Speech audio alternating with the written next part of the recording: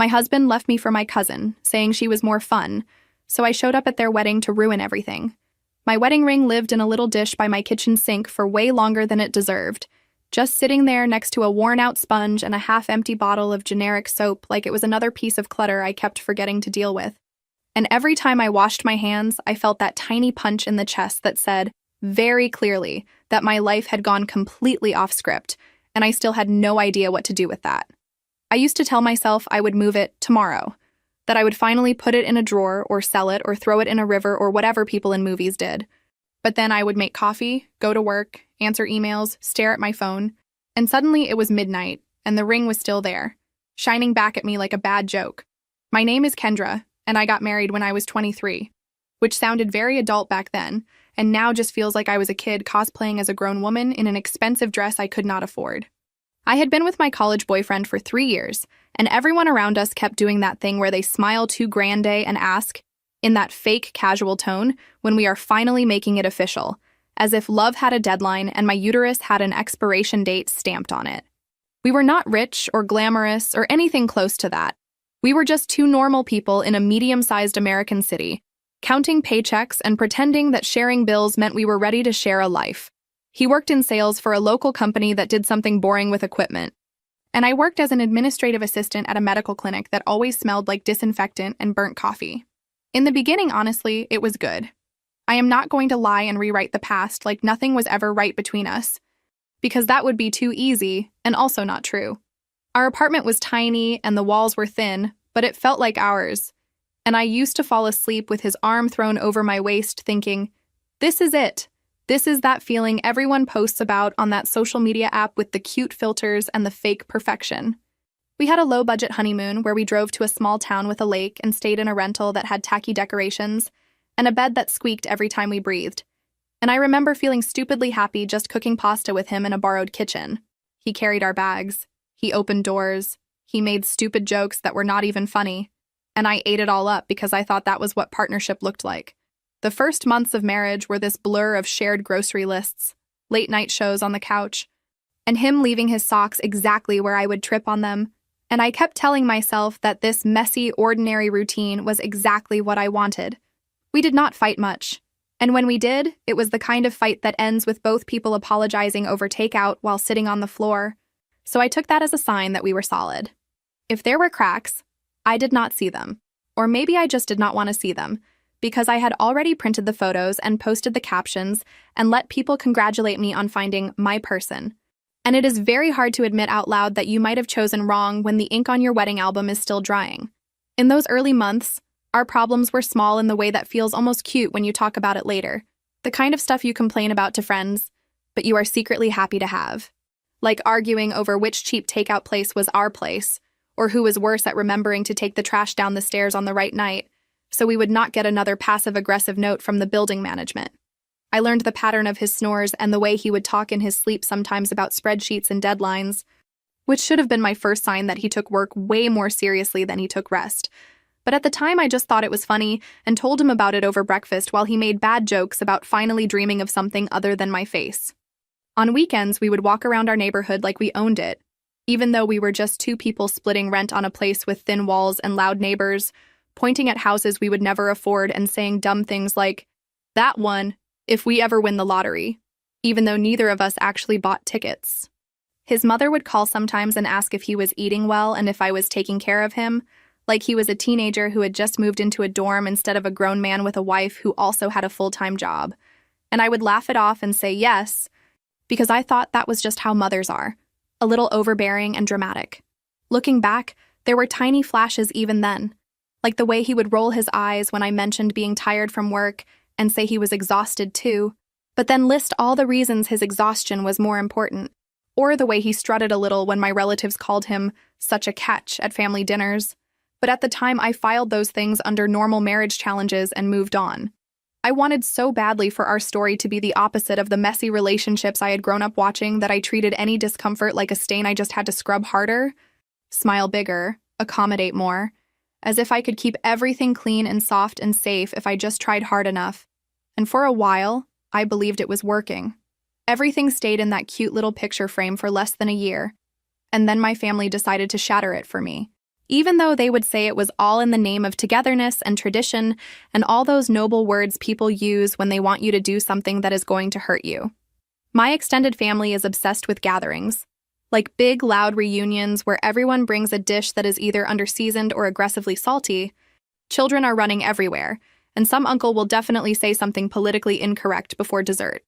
That year, my uncle suggested a long weekend retreat in the mountains at this rental house a few hours away from the city, and of course my mother loved the idea immediately, because family bonding apparently cures everything from anxiety to unpaid bills in her head. I was lukewarm about it, but my husband was surprisingly excited, saying it would be nice to really get to know everyone, which sounded sweet at the time, and now just makes me want to roll my eyes into another dimension. There was one more thing complicating the trip. My grandmother, who I'm very close to, had taken a bad fall a few weeks before and was still moving slowly, needing help with stairs and showers and pretty much everything. I was the one who took her to appointments and helped sort her pills. Not because anyone forced me, but because everyone else always had a reason to be too busy, and I could not stand the idea of her struggling alone. So when we got to the house in the mountains, with its long staircase to the main floor and bathroom doors that stuck when you tried to close them, it was obvious that someone would have to stay near her most of the time. And of course, that someone was me. While everyone else spread out between the deck, the game room, and the fire pit, I spent most of that weekend counting my grandmother's steps and pretending not to mind missing out on the fun. I helped her down to the dining table. I warmed up her food. I sat with her when she got tired and wanted to go lie down. And honestly, I did not even resent it that much because she has always been one of the few people in my family who sees me as more than just the responsible one who will figure it out. She would squeeze my hand and tell me she was sorry I was stuck with the boring job while everyone else played card games and took selfies by the trees, and I kept telling her it was fine, that we would have our own little retreat on the couch with her blanket and the old movie channel. My husband, meanwhile, slid into the center of the social scene like it was made for him. He is the type who laughs a little louder when there is an audience, who tells stories with big gestures and just the right amount of self-deprecation to look charming. And my family ate it up. I would glance through doorways and see him at the kitchen island with my cousins, leaning in, smiling, tapping his fingers on the counter as if he had lived in that house his whole life, every time I walked by carrying my grandmother's water bottle or helping her with her sweater. I saw him with a different cluster of relatives, and the one constant was my cousin, the one who always manages to be at the center of everything without even trying. She is the one who posts glamorous selfies with inspirational captions, who somehow always has a new hairstyle and a new hobby and a new season of self-discovery every time you see her. Growing up, she was the pretty, loud, sparkly one, and I was the one who helped clean up after everyone went home. I did not think about that much anymore, or at least I pretended I did not. That weekend, every time I saw her, she was next to my husband, laughing at something he had said, touching his arm when she made a point, flipping her hair over her shoulder in that way she does that looks accidental but never actually is. I noticed it, obviously, because I am not blind. But my brain did that twisted little dance where it turns everything into proof that you are the problem if you react. I told myself I was being paranoid, and that she is like that with everyone, and that he is just friendly, and that I was exhausted and overly sensitive because I had barely slept, and my back hurt from lifting my grandmother so many times. When my grandmother dozed off in the chair and I went into the kitchen to refill her tea, I caught them standing a little too close at the counter, his shoulder brushing hers as they shared a joke about something on someone's plate. And I remember this tiny warning bell ringing in my chest.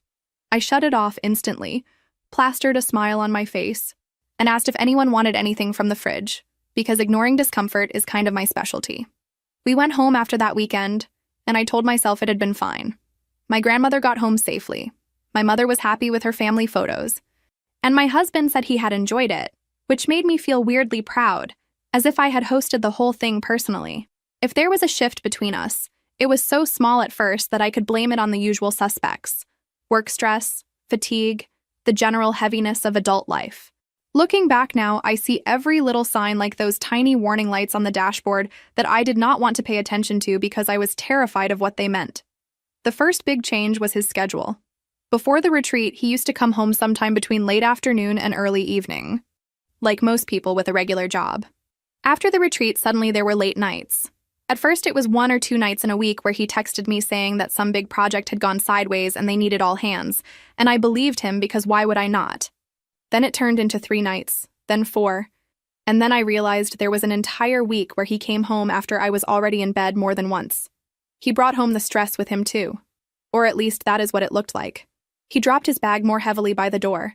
He rubbed his eyes a lot.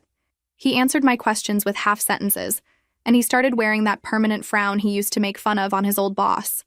The version of him that used to ask about my day and listen to my stories about the weird patients at the clinic disappeared. And in his place, I got this man who seemed constantly irritated and tired and just slightly annoyed by my presence.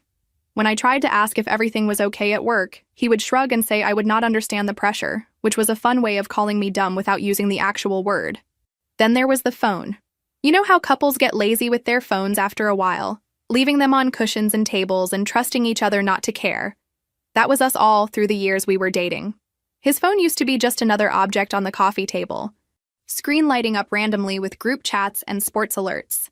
One night, a few weeks after the retreat, I walked into the living room and saw him change the settings on his screen.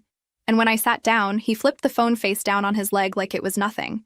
I joked about him hiding his game scores from me, and he laughed in this stiff way and said the company had told them to put a lock code on their phones because of some confidential emails. He made it sound so boring that I almost fell asleep halfway through the explanation. And that was the point, obviously. From that night on, the phone was never left unattended, never face up, never out of his pocket for long. If I walked into a room, he would tilt it away, or lock it so fast it was almost comical, and every time I noticed it and told myself not to be that wife who snoops and accuses.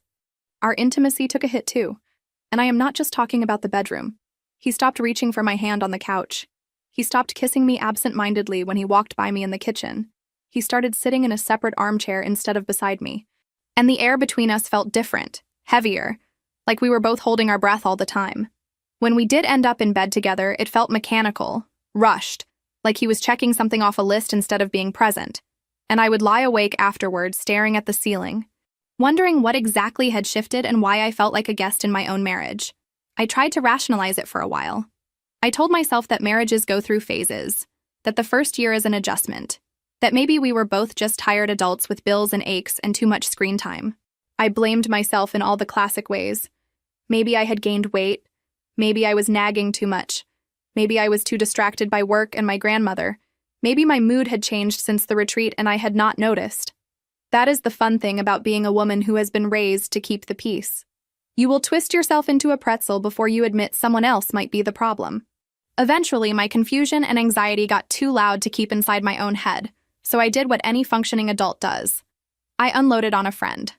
She is a coworker from the clinic who has seen me cry in the break room more than once, so she had already earned the right to hear the messier versions of my life. We were sitting in her car one evening after a long shift, eating fries from a paper bag and trying to avoid going home, and I told her everything, from the retreat to the late nights, to the phone, to the way I felt like I was living with a roommate who occasionally brushed against me by accident. She listened quietly at first, letting me word vomit all my fears and justifications. When I finally ran out of excuses and breath at the same time, she sighed and said the words I had been dodging in my head for weeks. She said she thought he might be seeing someone else. I laughed when she said it, this ugly, too loud laugh because it sounded so dramatic, and I insisted there was no way, that he was not that kind of person, that we had just gotten married, that he would never risk our life over some random fling. She raised an eyebrow and asked me if I was listening to myself, because everything I had just described sounded like a textbook case of someone shifting their emotional and physical energy somewhere else. I went home that night with her voice in my head and this tight knot in my stomach, and I told myself I was being ridiculous, that I had been watching too many infidelity videos online, that I needed to take a deep breath and communicate like an adult. So when he came home later than usual, smelling like a mix of cheap cologne and something I could not identify, I decided I would talk calmly, ask direct questions, and not cry. That plan lasted maybe 2 minutes. I waited until he had dropped his bag and taken off his shoes, then I followed him into the kitchen and said we needed to talk. I told him I felt like he was pulling away, that I noticed the late nights and the phone and the distance, and I asked him point blank if there was someone else. For a second, he froze in place, and I swear I saw something flicker in his eyes. But then he exploded. He pulled the classic move, the one you read about and still hope you will never see in real life. He got angry. Not just annoyed or defensive, but furious, as if I had slapped him out of nowhere. He started pacing the kitchen, raising his voice, accusing me of not trusting him, of making everything about myself, of never appreciating how hard he was working. He said I had no idea what kind of pressure he was under at work, that I spent my days sitting at a desk while he carried the financial weight of our future, which was actually hilarious because our salaries were almost the same. Every time I tried to interrupt and say I was not attacking him, just asking, he got louder, twisting my words until I started apologizing out of pure habit. It is embarrassing to admit, but within 10 minutes, I had gone from confronting him about possible cheating to saying I was sorry for doubting him and promising to be more supportive. He stormed off to take a shower without touching me, slammed the bathroom door, and I stood there in the kitchen shaking, holding onto the counter, wondering how I had ended up as the villain in my own fear. The next few days were a special kind of hell. He gave me the cold shoulder in that passive-aggressive way where he answered questions with one word, scrolled on his phone while I talked, and acted offended every time I tried to bridge the gap. I kept replaying the fight in my head, questioning every sentence I had said, wondering if I had been too harsh, if maybe I should have waited, if there was a better way to bring it up. I walked on eggshells, cooked his favorite meals, tried to be extra cheerful, and he stayed closed off, which made me feel like a needy, paranoid mess. For a minute there, I almost convinced myself that I had imagined the whole thing. That version of reality lasted exactly 1 week. It was a Friday night, and I was at home in pajama pants and an old college sweatshirt, eating cereal on the couch because I was too tired to cook, when my phone buzzed with a string of messages from that same friend from work. The first one just said my name, with way too many letters and a nervous emoji, which is never a good sign. Then there was, "Where is your husband supposed to be right now?" Followed by, "Please tell me he is not working late." I felt my heart start pounding in my ears as I typed back that he had said he was at the office dealing with some urgent project. She replied that she was at a place across town with some friends, a bar that turned into a dance floor later in the night, and she had just seen someone who looked exactly like him. Actually, she corrected herself, she had just seen him, because when she moved closer, there was no doubt. She could see his face, his haircut, the way he moved when he laughed, and on top of that, he was not alone. She told me she had watched him for a few minutes to be sure before texting, and in that very short time he had wrapped his arms around a woman and kissed her like they did not care who was watching. I remember my whole body going cold, even though I was sitting under a blanket, and my first instinct was to defend him, to say maybe it was a coworker and maybe they were just dancing, and maybe she was overreacting. I typed that and deleted it 3 times before I finally sent, "Can you please send me a picture?" It took less than a minute for my screen to light up with a photo. It was slightly blurry, like it had been taken quickly from across the room, but it was clear enough. There he was, my husband, with his hands on a woman's waist, their mouths pressed together in a way that was definitely not friendly. My eyes went straight to the woman, obviously, because part of my brain was still begging for this to be some horrible misunderstanding, and that is when I felt this second wave of nausea roll over me. Even in that dim lighting and from that distance, I recognized her. The hair, the curve of her shoulder, the way she tilted her head. She was wearing a dress I had seen earlier on her page on that social media app, the same exact one she had posed in by her bathroom mirror with a caption about self-love and new chapters. It was my cousin. I stared at the picture so long that the screen went dark and I had to tap it again. My friend sent a follow-up message saying she could take a short video if I needed more proof, and I said yes because apparently I wanted to make sure my heart was completely shredded in high definition. The video came through a few moments later, and there was no room left for doubt. He was kissing my cousin, she was kissing him back, and they were laughing into each other's faces like they had never heard of consequences. I wish I could tell you I reacted in a dignified, movie-worthy way, but I sat there paralyzed for a while, clutching my phone like it might explode, and then I put the bowl of cereal down so hard that milk splashed over the edge and onto the coffee table.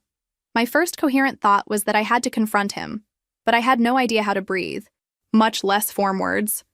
I felt stupid, betrayed, and honestly, ridiculous for having apologized to him a week earlier for daring to suspect anything at all.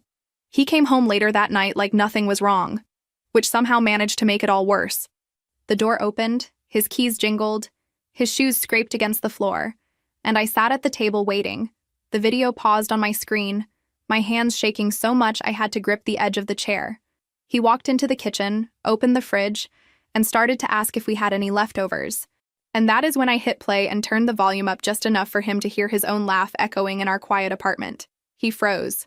For a long second, he stared at the phone in my hand, watching himself on the screen with her, and I saw the exact moment when whatever story he had prepared melted off his face.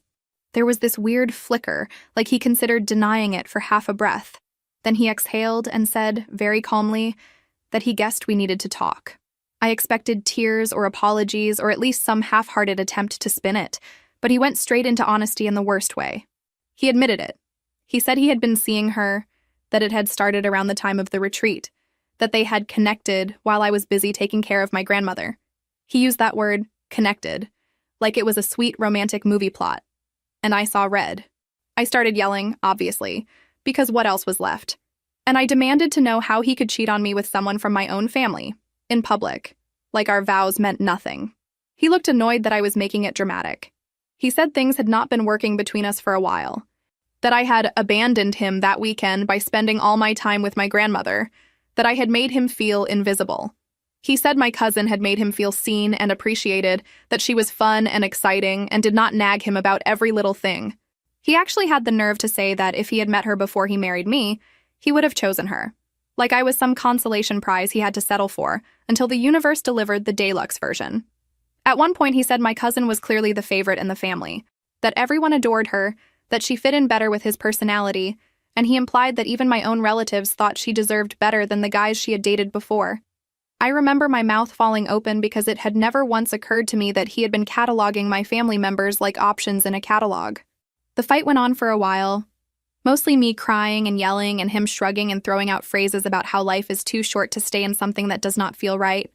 At the end of it, he grabbed a bag, shoved some clothes into it without folding anything, and said he was going to stay with her, for now. For now, as if that somehow made the whole thing more casual and less catastrophic. He walked out the door with his bag and his phone and his new reality, and I sank to the floor in an apartment that suddenly felt like it did not belong to me at all. The next week was a blur of phone calls, paperwork, and humiliation. He moved fast, faster than I thought was physically possible, and filed for divorce almost immediately. We had not been married long and we did not own a house together, so everyone assured me it would be a simple, clean process, which is such a hilarious way to describe the legal dismantling of your entire future. Simple, sure. Clean, absolutely not. I had this stupid little folder hidden in the back of my closet with ideas for our first wedding anniversary. Lists of places we could visit, notes about restaurants I wanted to try, and a screenshot of a dress I thought about buying. I found that folder while looking for some old documents, and I sat on the floor and laughed until it turned into sobbing, because there I was planning romantic surprises for a man who was probably already texting my cousin while I wrote those notes. He told me, in one of our brief cold conversations about logistics, that he had realized he had made a mistake marrying me, and that he had only gone through with the wedding because he did not know he had other options. Hearing yourself called a mistake by someone you almost moved states for does something weird to your brain. The actual legal process dragged on for months because that is what these things do. I had to sit across from him in a small office while a bored-looking lawyer explained the division of the few things we had together, and he could not even meet my eyes. He signed papers like he was authorizing a furniture delivery, and I signed them like I was signing away the last version of myself who still believed in happily ever after. During that time, I did all the cliché things people do after a big breakup, except mine came with signatures and court dates. I cried in the shower so no one could hear me. I avoided family dinners like they were contagious. I threw myself into work at the clinic, staying late to organize supply closets and update schedules, just so I would not have to go home to that empty apartment. My friend from work kept checking on me, dropping off food, making sure I did not drown in my own thoughts for too many days in a row.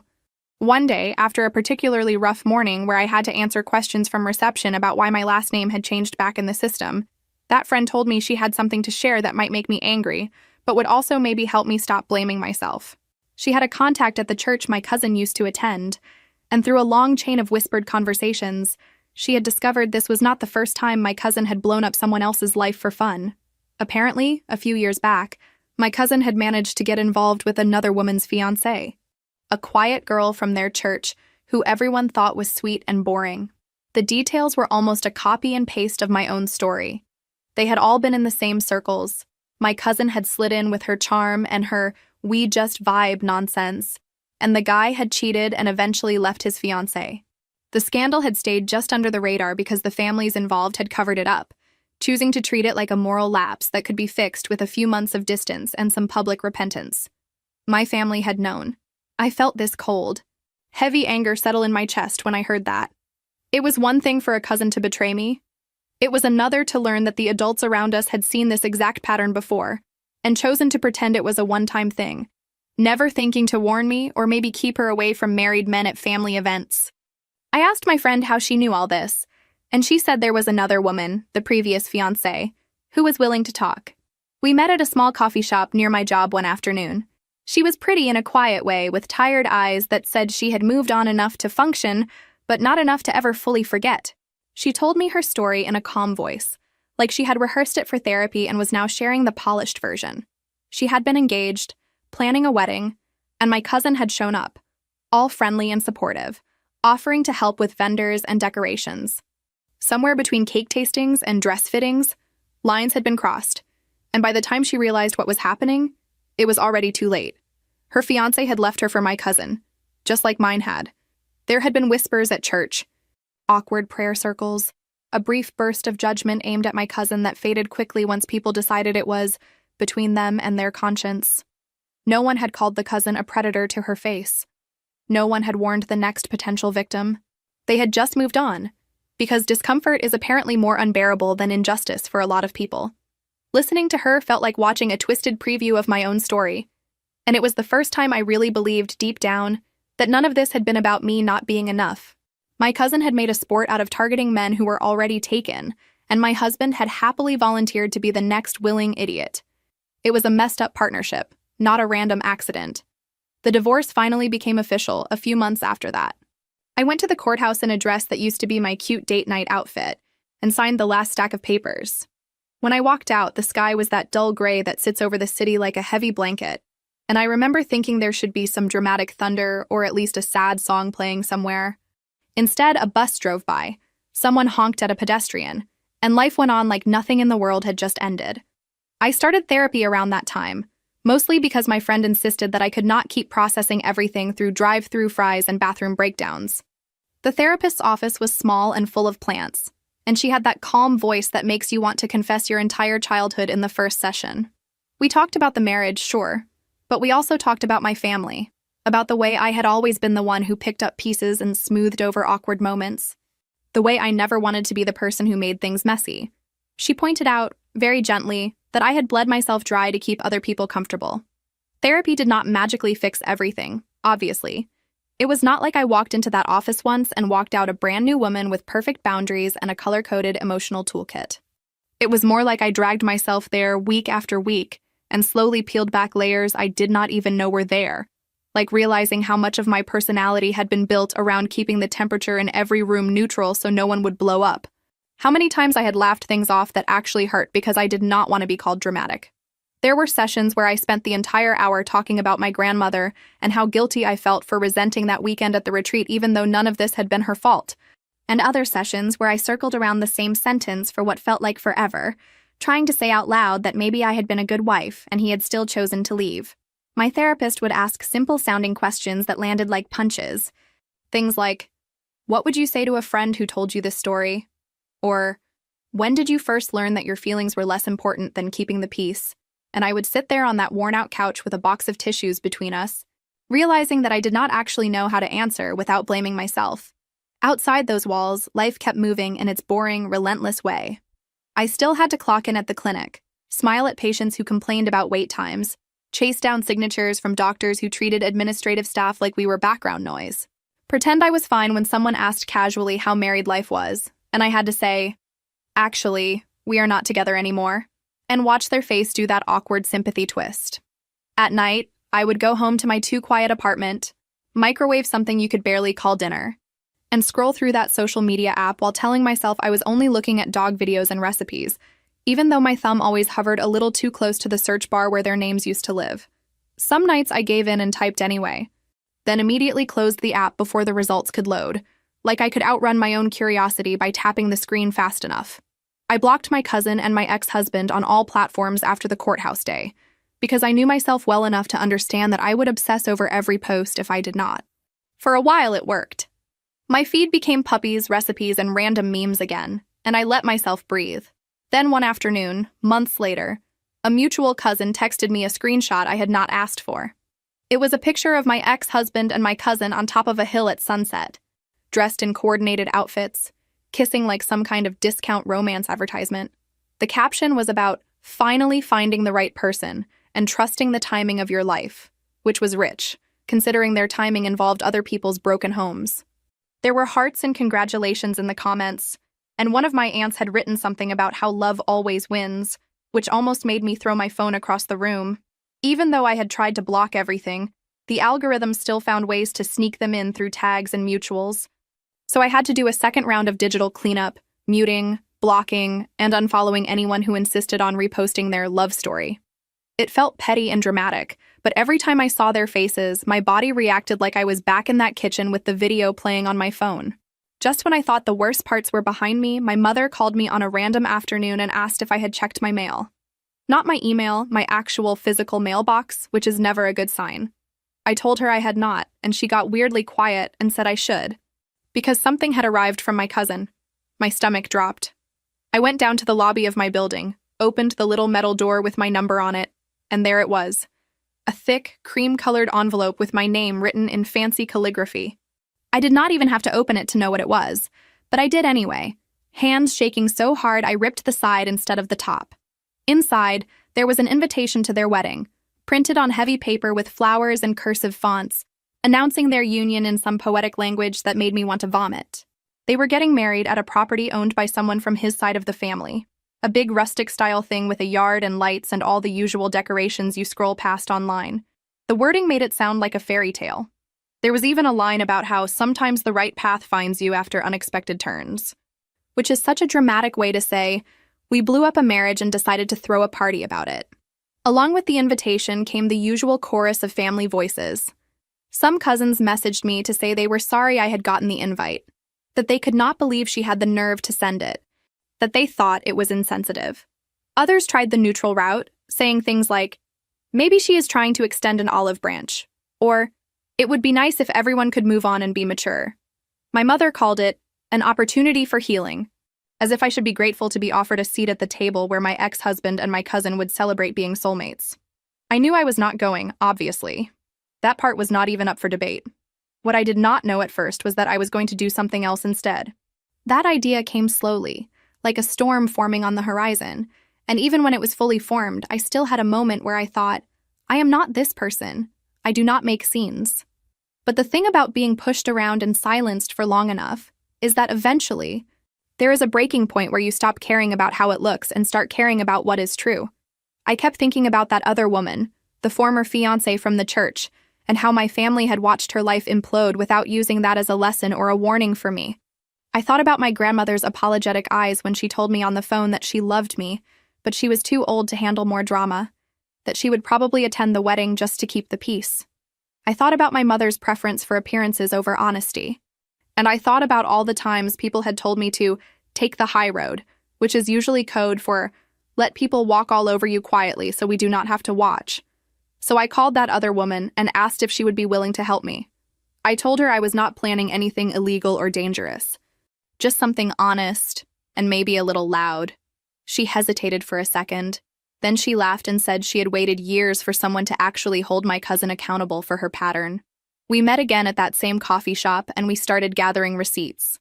We printed screenshots of messages between my cousin and her former fiancé, the ones she had given to her therapist years ago, and kept saved in a private folder she had emailed to herself before she finally deleted his number. We printed dates and times of posts that showed overlap between their friendship and his engagement, using nothing more complicated than old pictures and public captions. We collected messages from my own story too. After he moved out, he forgot an old tablet at our place that he barely used, and honestly, I think he assumed it had been wiped or that it did not matter anymore. But when I turned it on one night out of curiosity, it was still logged into his messages. So I scrolled back to the days of the retreat and took screenshots of the way she had been texting him while I was busy walking my grandmother up and down those stairs. My friend from work had also kept the photo and video from the bar saved on her phone, so we added those to the pile and printed everything, and we wrote down a brief timeline of events, just the facts. I put everything into neat folders, because apparently my inner administrative assistant never sleeps, even when I am planning emotional chaos. I ended up with 4 identical folders, each with a simple cover page that said, "Before you celebrate this love story, please read the full history." It was petty. It was dramatic. It was also, in my opinion, overdue. The day of the wedding arrived humid and cloudy. One of those days where your hair refuses to cooperate and the air feels heavy. I did not go to the ceremony, obviously.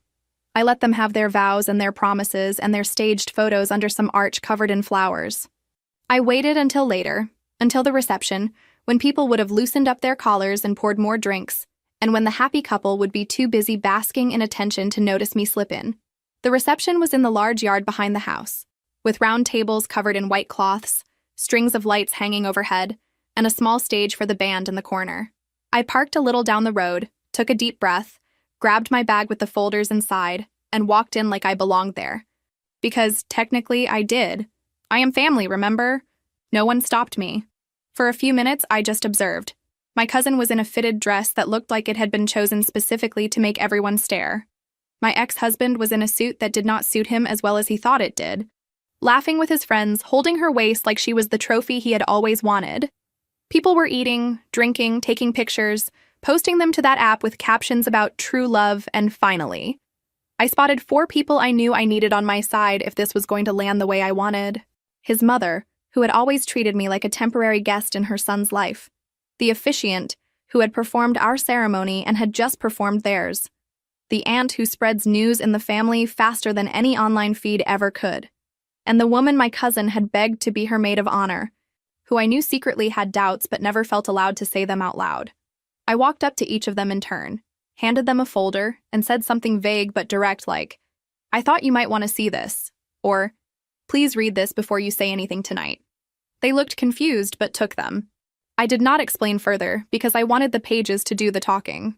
Then I walked toward the little setup where the band and the microphone were. I could have just left it at the folders, honestly, but the more I watched them clink glasses and pose, the more I felt my spine straighten. So when I saw that they were about to start the toasts and the DJ was literally handing the microphone around to whoever wanted to say something, I just slipped into the little line of people waiting, stepped up to the person handling the music, and asked if I could say a few words. He nodded without even asking who I was, probably assuming I was just another cousin running late with a speech. My voice shook a little when I started talking, but by then it was too late to back out without making it even weirder, so I kept going. The chatter around the yard quieted slowly, like a wave pulling back from shore. My cousin's smile faltered when she saw me, and my ex-husband's face went pale in that way that is almost funny if you're not too busy trying not to pass out yourself.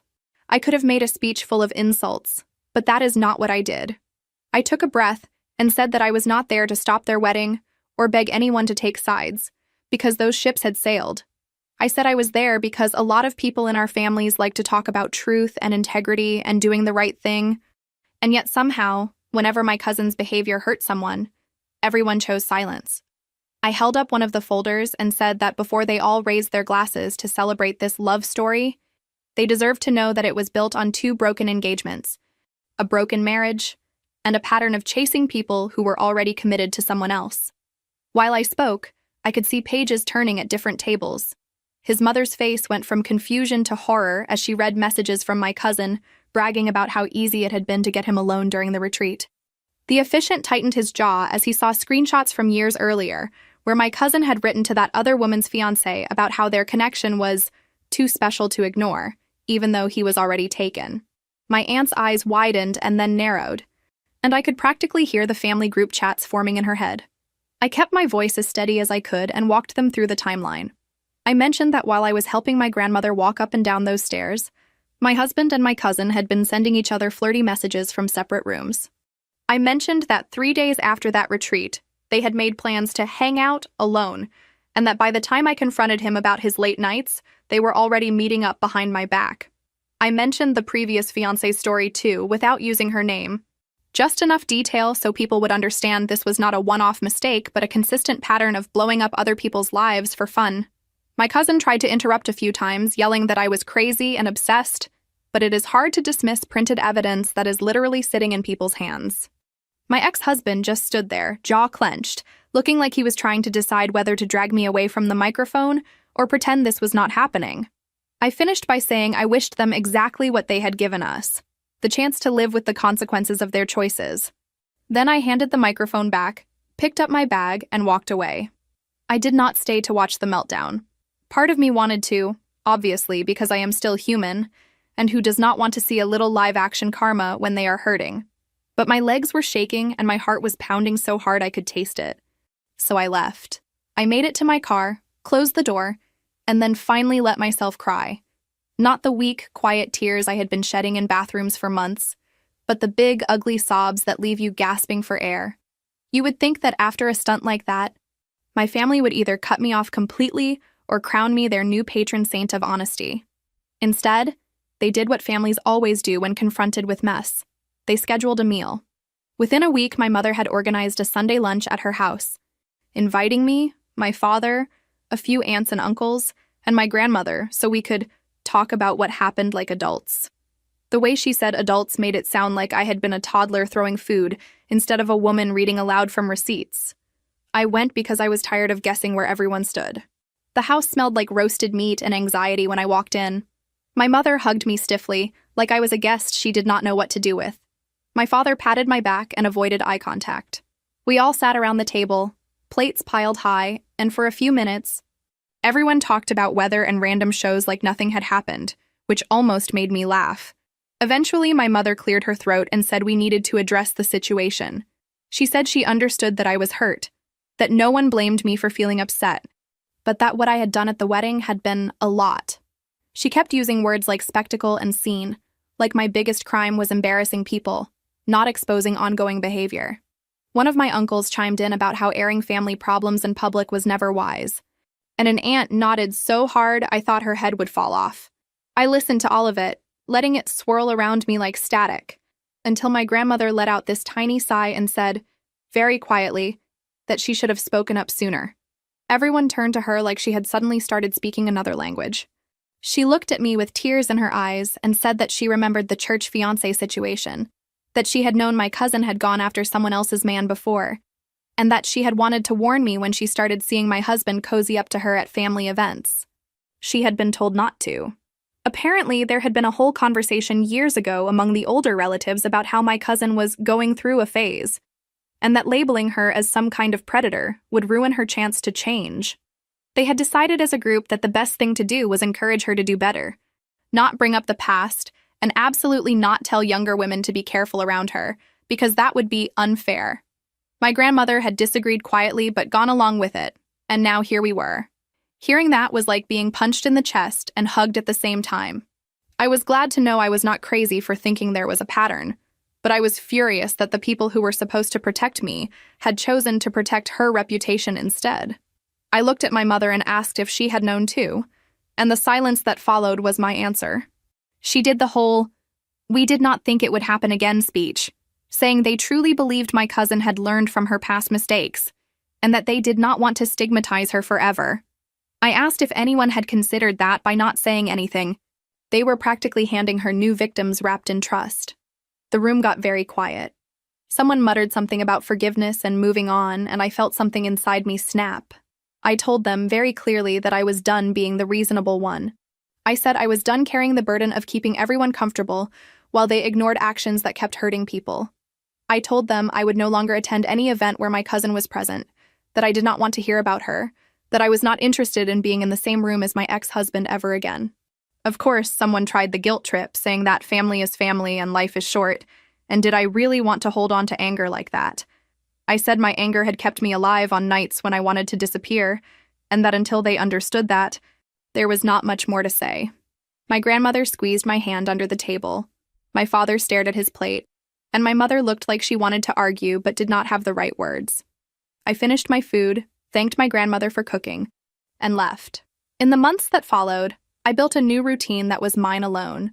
I moved out of the apartment I had shared with my ex-husband because the walls felt haunted by our arguments and his lies.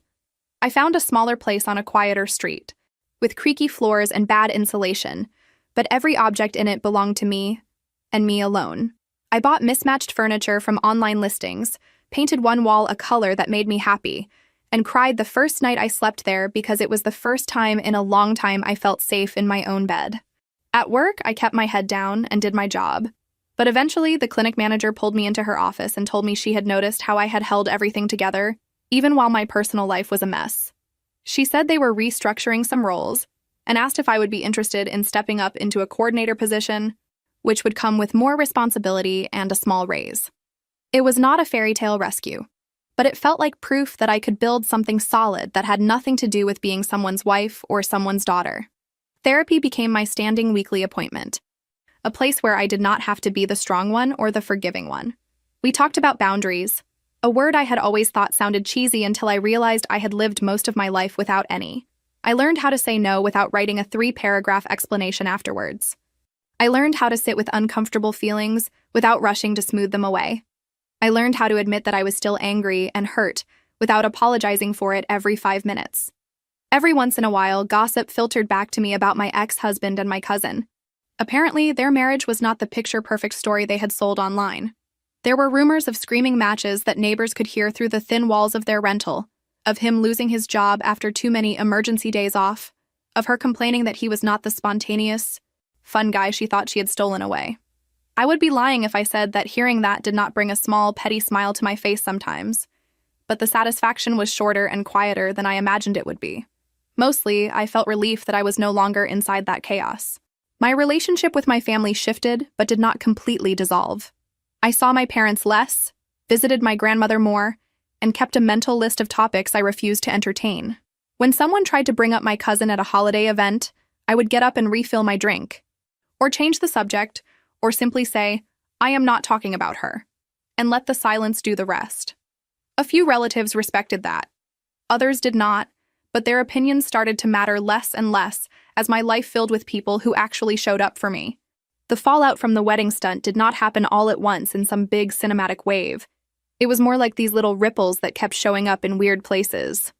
There was the aunt who pulled me aside in the grocery store a few weeks later, right between the cereal and the canned soup, and said in this low voice that she was sorry for how harsh she had sounded at the lunch, that she had been embarrassed and scared and defaulted to defending the side of the family that made the most noise, but that when she read every page in that folder at home, she had sat at her kitchen table and cried.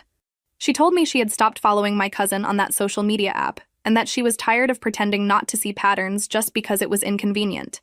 And hearing that did not erase anything, but it did make something unclench in my chest for a minute. A cousin who had always been glued to my cousin's group quietly messaged me one night saying she had turned down an invitation to a barbecue at their place because she did not feel comfortable bringing her kids around someone who thought other people's commitments were a game, and that she did not want to act like everything was fine just so the family pictures would look good.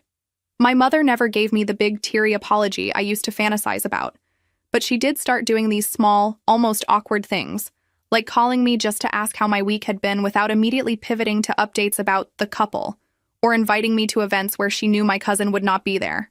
My father, who had mostly stayed quiet through the whole thing, started sitting a little closer to me at gatherings, making dumb little jokes that were clearly an attempt to remind me he was on my side even if he had not known how to show it earlier. And when someone tried to bring up my cousin in front of me one afternoon, he put his fork down and said very calmly that we were not doing that today. None of it erased the years of being told to swallow things for the sake of family harmony, but those small shifts mattered, because they meant I was no longer the only one willing to break the script, and for once the price of telling the truth was not being paid only by me. Somewhere in all that slow rebuilding, there was a coworker, a quietly funny guy who worked in another department and had a habit of leaving little sticky notes with jokes on the coffee machine.